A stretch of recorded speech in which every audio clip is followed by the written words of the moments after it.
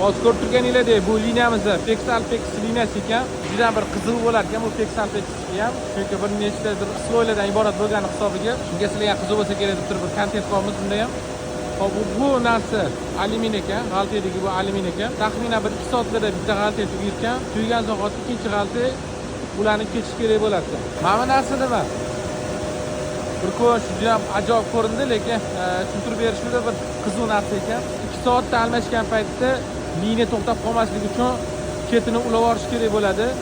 Ketini ulash uchun mana bu yerda оборудование turibdi. Birinchi g'alta bilan ikkinchi g'altani mana shu narsa orqali svarka qilib ulanar ekan. 110 metr lenta bor ekan, alyumin lenta.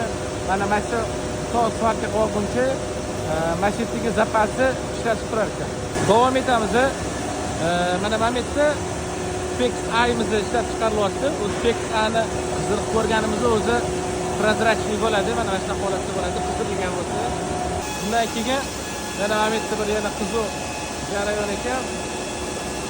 Plankamiz bilan alyuminni o'rtasiga yana sloy qo'shilar ekan. Haliga aytgan alyumin lenta mashaqqatga kelib turib, mana shu оборудование orqali cheti tekisga solinar ekan. Mana bu yerda 700 gradusda svarka qilinar ekan. O'zi boshqa alyumin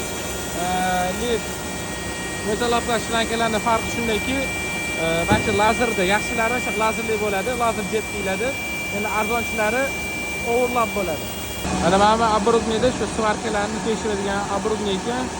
Intellektli оборудование deyapti, uncha zavodlarda yo'q deyapti bu narsani. Ya'ni sifatini tekshirar ekan svarkani. Va ko'rib turganingizdek bu joyiga kelganda alyumin ustida yana Pex A chiqyapti.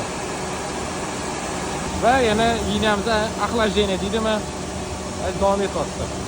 Va o'sha qolgan liniyalarga o'xshab turib tekshirilyapti. Diametrlari joyidami, yo'qmi, qanaqa ketyapti, rasmiy tekshirilyapti.